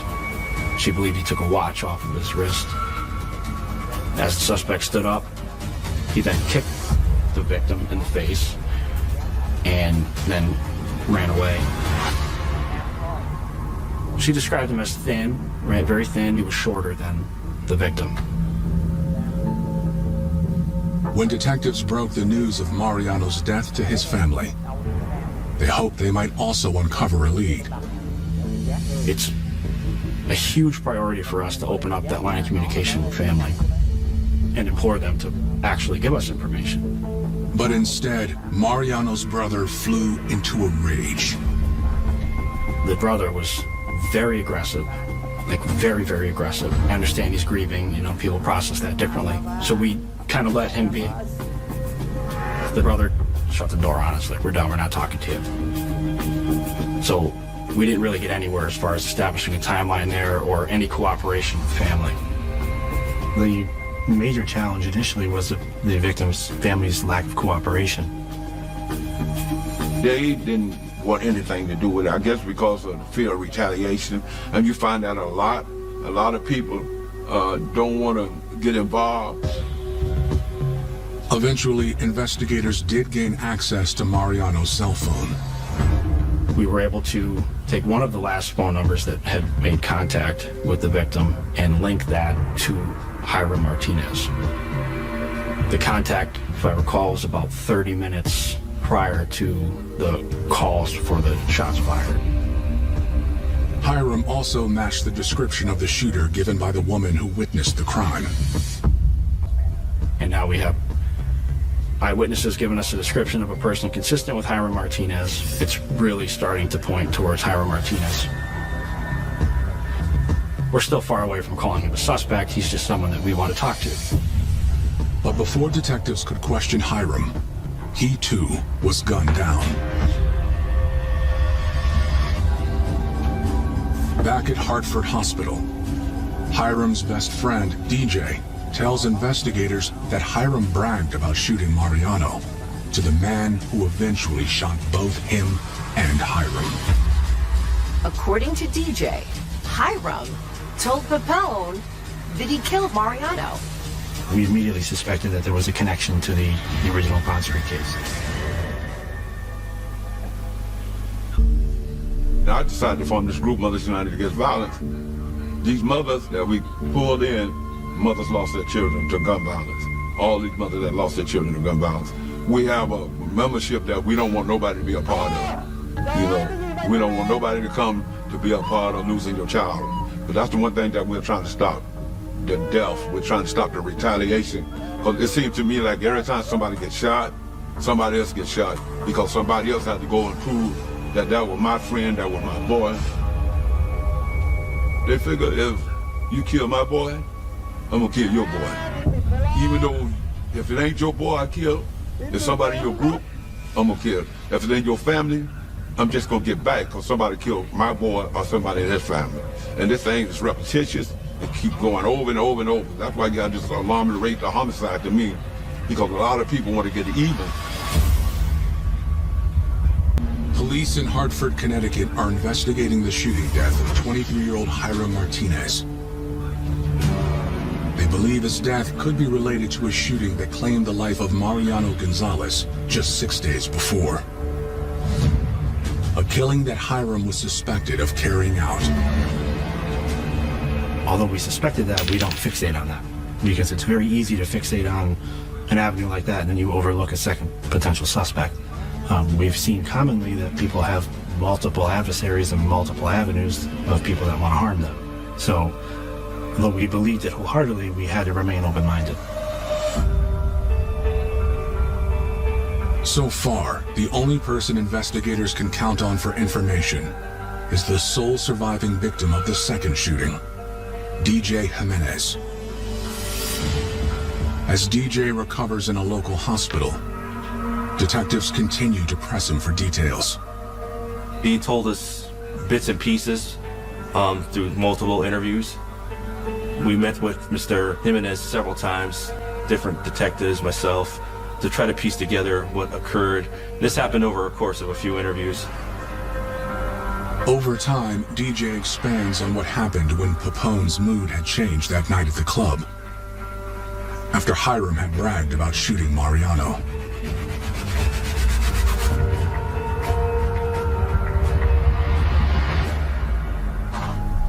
It's getting late, and clearly the fun is starting to feel like it's over. Papone's not in a good mood.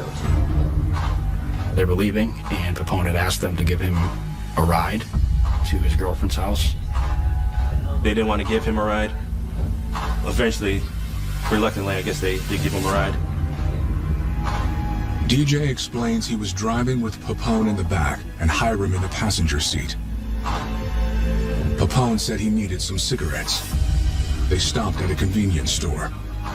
Papone wants Martinez to get the cigarettes. Martinez doesn't want to get the cigarettes. The bantering and the arguing is going on. Finally, DJ says, I'll get the cigarettes. He goes into the convenience store. He comes out with the cigarettes. Now, supposedly, they're on their way. Then Papone requested another stop, this time so he could relieve himself. He tells DJ to pull over near Colt Park. They pull up next to a grassy knoll on the outside of the park, and Papone gets out. DJ tells investigators that he can see Papone, and Papone is not so far away, but he's on his cell phone. And he watches him on his cell phone, probably doesn't think too much of it, waits for him to get back to the car. Shortly thereafter, he gets back in the vehicle, and that's when Jimenez hears a loud bang. Covers his ears, he realizes it's a gunshot, gets out of the car, starts running.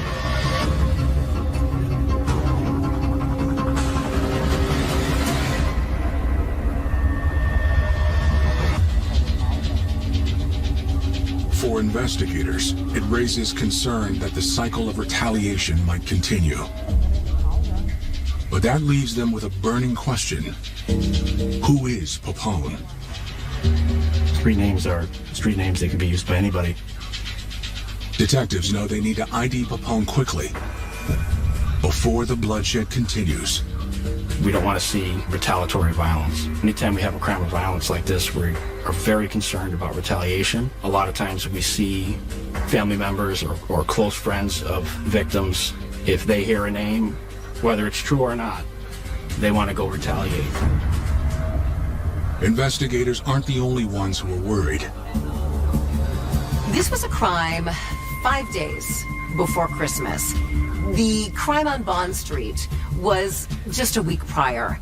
This was something that really rocked the Hartford community.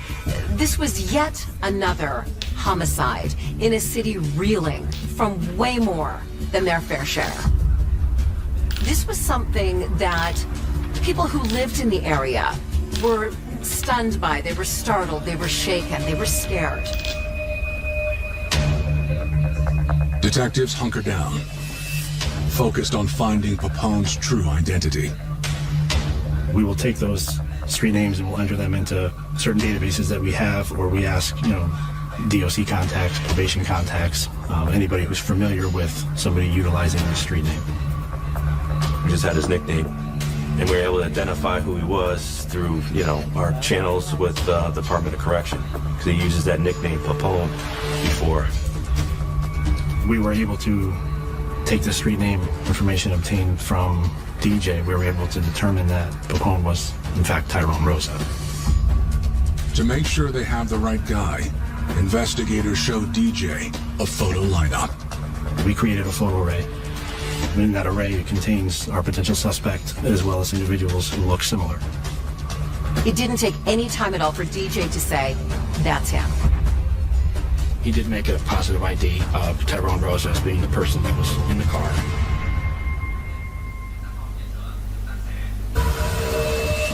In Hartford, Connecticut, detectives believe they're getting closer to finding the killer of Hiram Martinez, after Hiram's best friend, DJ, identifies Tyrone Rosa as the gunman.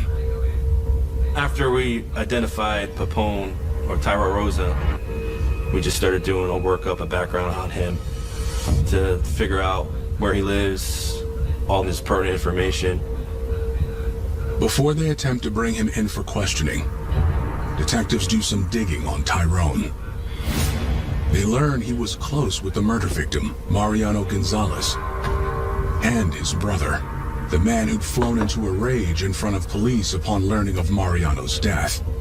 He knew Mariano, but the relationship that Papone had with his brother was far deeper than investigators first realized.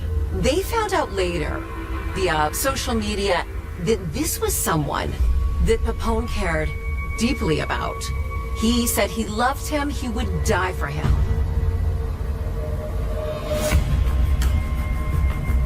But investigators speculate that Hiram had no idea the man he was socializing with at the club was so close to a man he claimed to have killed.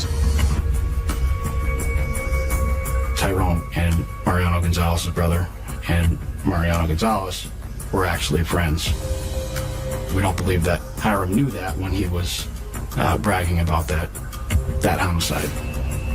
Tyrone may have wanted to retaliate because Hiram Martinez admitted to killing the brother of one of his closest friends. Investigators also learned that the 35-year-old Tyrone Rosa is no stranger to the law. He was on parole, which is great for us because that gives us access for an interview. And that's what we did. We ended up having his parole officer bring him up to the Major Crimes Division for an interview. 17 days after Hiram and DJ were shot, Tyrone Rosa is brought in for questioning with detectives, grudgingly. He didn't seem nervous, per se. He definitely seemed very closed off and reluctant to speak. He was keeping his cards close to his chest. Detectives keep at it. We started getting to the meat of it, asking him if he knew certain people, if he was at an after-hours club with them. He, seemed reluctant to speak, but then he started giving us some information, saying he was at an after-hours club with Mr. Martinez and Mr. Jimenez. At this point, the story is starting to line up a little bit with DJ's, but this is where the story changes. Tyrone claims he didn't leave the club with DJ and Hiram.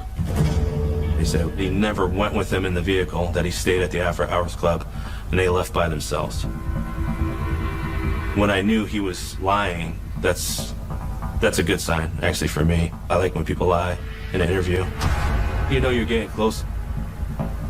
As for the victim of the first shooting, Mariano Gonzalez, Tyrone says he had no reason to avenge that death. He said that he doesn't really know the other victim, which was Mr. Gonzalez, and his brother, kind of downplayed. He said he knew of them, didn't really associate with them. He kept trying to downplay his association with the victim. Investigators aren't buying it. He didn't really want to admit that he was really close friends with him. We knew he was close friends with his brother. That's our belief for why this occurred.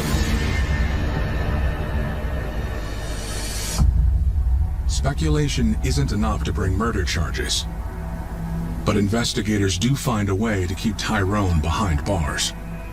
Because Mr. Rosa was on parole at the time, and he was a suspect in a homicide, his parole was violated, so he's remanded to custody. Investigators keep close tabs on Tyrone. The day after his arrest, he makes a phone call from jail to Mariano's brother. We already said he wasn't close to them, so why are you calling this guy if you're only associated with him? So that obviously we knew he was lying. That's not all. He asked Mariano's brother for a favor. He also started telling this guy to destroy his phone, which is like, if you have no involvement, why are you telling someone to destroy their phones? In late December 2014, police in Hartford, Connecticut are holding Tyrone Rosa in connection with the shooting death of 23-year-old Hiram Martinez. Detectives believe that Tyrone killed Hiram in retaliation for the death of his friend, Mariano Gonzalez. He denied shooting Mr. Jimenez or Mr. Martinez. He said, I never went with them to the car. But the day after Tyrone is taken into custody, he makes a jailhouse phone call to Mariano's brother, requesting that he tell a man named CL to destroy his phone. Investigators want to know why. They track down CL. He was on probation for a gun arrest, so we interviewed him at his probation office. CL admits he was with Tyrone that night.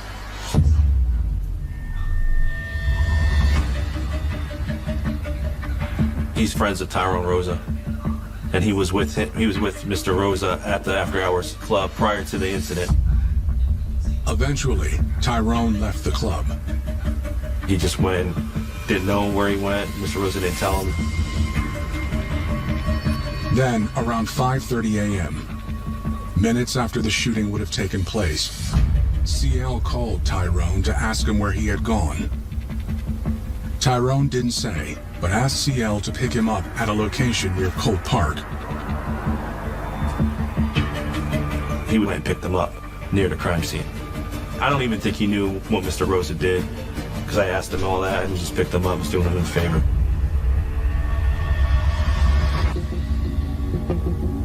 CL's statement appears to contradict what Tyrone told detectives. Mr. Rosa denied, obviously, being in that car. So, if you weren't in that car, you're not being picked up by the crime scene. We found the guy who picked him up by the crime scene. In order to charge Tyrone with murder, investigators need more. They need evidence. They hope the vehicle in which Hiram and DJ were shot might give them just that.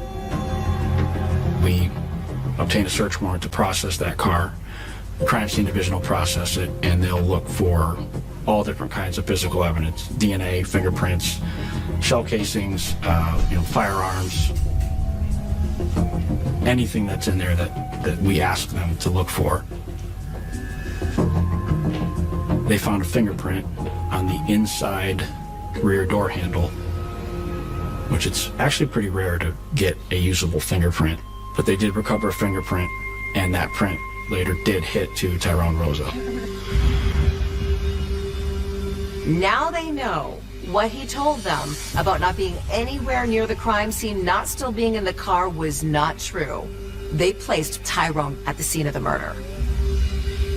Though it doesn't prove he pulled the trigger, the fingerprint is the final piece of evidence investigators need to bring Tyrone Rosa one important step closer to justice. With that positive ID, with the physical evidence to support it, that was enough. At this point, the lead investigator will take all this information and compile it into an arrest warrant, and that's exactly what he did. On February 18th, 2015, nearly 2 months after Hiram Martinez and DJ Jimenez were shot, Tyrone Rosa is charged with murder, first-degree assault, and criminal gun possession. Mr. Rosa was arrested for the murder of one gentleman, assault another gentleman. He was already remanded to custody because he was on parole, so he's in jail already.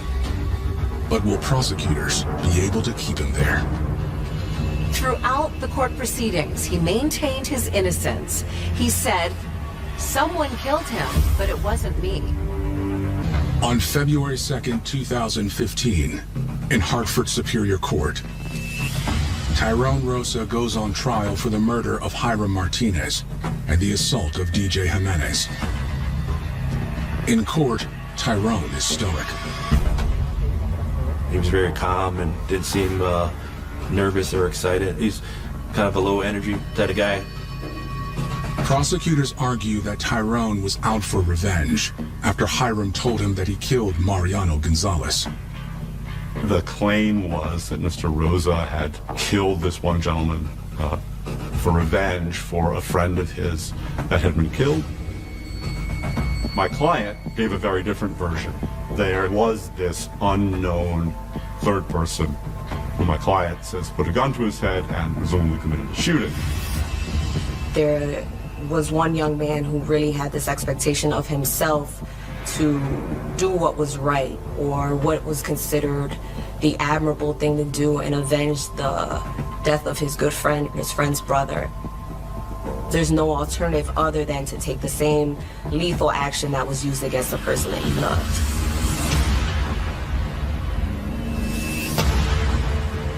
DJ takes the stand as the state's star witness. He walks the jury through details of Mariano's murder, according to what Hiram told him.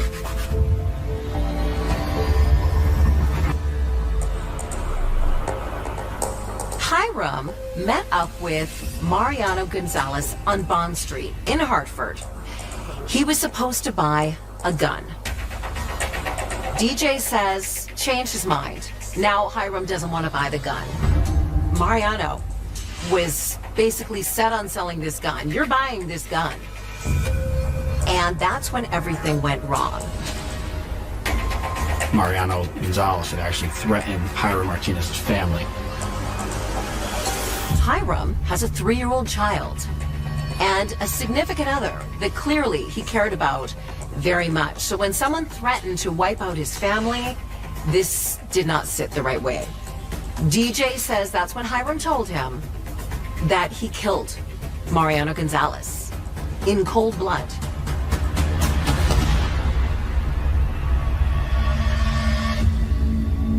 A week later at the club, when Tyrone Rosa learned that Hiram killed Mariano, Tyrone then set his sights on Hiram. On the stand, DJ recalls the chilling moment that claimed his best friend's life. Tyrone got out to use the bathroom. They didn't think anything of that, and as he got back in the car, DJ claims he heard a loud bang, covered his ears, realized it was a shooting, got out and ran. At that point, he realized he had been shot as well.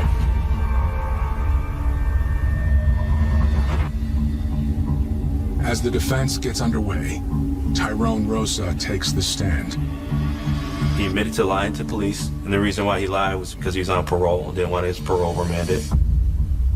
Tyrone admits he did drive around with DJ and Hiram that night. The police found my client's fingerprints in the car. My client didn't dispute having been in the car. Everybody agreed that he had been in the car. The question was he the shooter? But Tyrone insists he was not. There was no forensic evidence that directly tied my client to the shooting. They didn't find the murder weapon, for example. They didn't find any DNA on anything that directly linked my client to the murder. So the lack of that sort of evidence made the trial a credibility contest. Tyrone offers up what he claims is the truth about what happened that night. My client testified that while he was urinating, somebody came up behind him, put a gun to his head, and told him, "Don't move. This isn't about you." And then he heard a couple gunshots. Went back to the car where the deceased and Mr. Jimenez were, saw that the deceased had been shot, and took off running. He basically denied being the person to pull the trigger, and he said it was somebody else who he couldn't identify who was responsible for the murder. He didn't provide any information as far as description or who might have been the person who did this. Once all the testimony was heard in court, it was up to the jurors to decide this case. It didn't take them long before they came back, and on February 14th, their verdict was guilty. At sentencing, Tyrone shows no remorse and continues to claim innocence. And to this day, he's still saying that he's innocent. The judge sees things differently. He spoke of the senseless cycle of violence, the tragic nature in which a domino effect happened with these crimes that led to a payback. And Tyrone Rosa was about to pay. Mr. Rosa was sentenced to 55 years for the murder of Mr. Martinez, and he got an additional 15 years for shooting Mr. Jimenez. For investigators, this was a relief. They had a conviction. Tyrone Papone Rosa. But remember, there were two crimes here. The payback was preceded by the murder of Mariano Gonzalez. There was a witness that in fact saw the shooter go through the victim's pockets. DNA testing was done from the victim's pockets, and the recovered DNA evidence actually came back to Hiram Martinez. Not only did we have the story now of Hiram Martinez telling DJ that he did commit the crime in the murder of Mariano Gonzalez, but DNA evidence confirmed it. Closed cases cannot fill the holes left by loved ones who will never return. Even if you do arrest somebody and they get convicted, I still don't think families ever get closure for something like that. It's just a hole ripped in their heart that just lasts forever. I think people's motivation to avenge a wrong is to make themselves feel better or make someone else feel better. I think there's a deep down desire to correct it. And people think that, well, if I do this, I'm gonna feel better. You might in that instant, you might think you're doing something that's gonna serve another person or yourself, but it doesn't last long. Everyone's life has value.